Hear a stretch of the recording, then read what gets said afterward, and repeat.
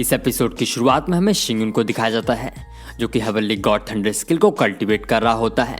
वो उस टेक्निक को कल्टीवेट कर ही रहा होता है कि तभी वहाँ पे ग्रेट एल्डर और शोयुन आ जाती हैं जो कि शिंगुन को कल्टीवेशन करता हुआ देख के आपस में कुछ बात करने लगते हैं। वो लोग आपस में बात कर ही रहे होते हैं कि तभी शोयुन की नज़र छोटे पिक्स्यू पे पड़ती है और यहाँ पे वो देखती है कि छोटे पिक्स्यू का रंग बदल गया है और उसके बदले हुए रंग को देख के वो ग्रेट एल्डर से सवाल पूछते हुए कहती है कि एल्डर, आखिर अचानक पिक्स्यू का रंग बदल कैसे गया। वहीं दूसरी तरफ वो एल्डर भी बिल्कुल यही बात सोच रहे थे। हालांकि उन दोनों के पास सवाल तो थे, लेकिन इस सवाल का जवाब उन दोनों में से किसी के पास नहीं था और इसी वजह से वो एल्डर उसके सवाल का जवाब नहीं दे पाते हैं। जिसके बाद फिर सीन चेंज होता है और यहाँ पे हम ये देखते हैं कि शिंगुन ने हेवनली गॉड थंडर स्किल के पहले स्टेज को कल्टीवेट कर लिया है और इस टेक्निक के पहले स्टेज को कल्टीवेट करने के बाद शिंगुन इस स्किल की ताकत को चेक करने का फैसला करता है और इसी फैसले के साथ वो पास की ही नदी में इसी टेक्निक का इस्तेमाल करके एक हमला करता है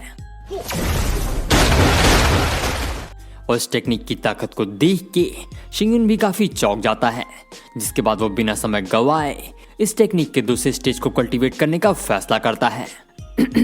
वैसे मैं तुम लोग को ये बताना चाहूँगा कि हेवनली गॉड थंडर टेक्निक की टोटल 9 स्टेजेस हैं और 9 लेवल्स को पूरी तरह कल्टीवेट करने वाला इंसान किसी भी गॉड लेवल दुश्मन को बड़ी ही आसानी से मार सकता है। जिसके बाद हम ये देखते हैं कि बस थोड़ी देर की ही कल्टीवेशन के बाद शिंगुन बड़ी ही आसानी से हेवनली गॉड थंडर स्किल के सेकंड स्टेज को मास्टर कर लेता है और इस टेक्निक को मास्टर करने के बाद शिंगुन अपने true thunder elemental explosion skill का इस्तेमाल करके पानी में एक और हमला करता है। ये वही स्किल है जो कि शिंगुन को हेवनली गॉड थंडर टेक्निक के दूसरे स्टेज को कल्टीवेट करने के बाद मिली है। हालांकि उस टेक्निक के इस्तेमाल से शिंगुन की सोल पावर पूरी तरह से खत्म हो जाती है। जिसके बाद शिंगुन अपनी सोल पावर को पूरी तरह से रिकवर करने के लिए दोबारा से कल्टीवेशन करने लगता है। इसी के साथ में फिर सीन चेंज होता है और हमें अगले दिन का सीन दिखाया जाता है और यहाँ पर हम ये देखते हैं कि शिंगुन अभी भी कल्टीवेशन कर रहा है। लेकिन ध्यान देने वाली बात यह है कि शिंगुन की गोद में एक लड़की सो रही है और जब शिंगुन अपनी कल्टीवेशन को पूरी तरह से खत्म कर लेता है तो वो भी इसी सोच में पड़ जाता है कि आखिर लड़की कौन है। जिसके बाद वो उस लड़की से पूछते हुए कहता है कि तुम कौन हो और यहाँ पे क्या कर रही हो। और उसके सवाल को सुन के वो लड़की उसे जवाब देते हुए कहती है कि शिंगुन, तुम ये कैसी बात कर रहे हो। मैं छोटी पिक्सी हूँ, कहीं तुम मुझे भूल तो नहीं गए, कहीं तुम्हारी याददाश्त तो नहीं चलेगी, कहीं तुम पागल तो नहीं हो गए। और उसकी इस बात को सुन के शिंगुन और भी ज्यादा हैरान हो जाता है और इसी हैरानी में वो पिक्सी से आगे सवाल पूछते हुए कहता है कि तुम पिक्सी हो, लेकिन तुम अचानक से इंसान कैसे बन गए। और शिंगुन की इस बात को सुन के वो लड़की आगे जवाब देते हुए कहती है कि इस सवाल का जवाब तो मैं खुद भी ढूंढ रही हूँ। आगे वो शिंगुन से बोलते हुए कहती है, मुझे बस इतना याद है कि जब से मैंने डिवाइन ब्लड को एब्जॉर्ब किया है तब से मेरी बॉडी के अंदर बहुत सारे बदलाव हो रहे हैं और शायद इसी वजह से मैं बीच से इंसान बन गई हूँ। और उसकी इस बात को सुन के शिंगुन को थोड़ा अजीब लगता है, लेकिन कोई बेहतर जवाब ना होने की वजह से शिंगुन उसकी इस बात को मान लेता है।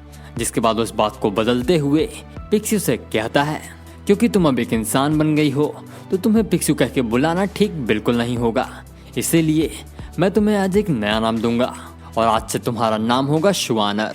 और पिक्स्यू का नामकरण करने के बाद शिंगुन दोबारा से कल्टीवेशन करने का फैसला करता है।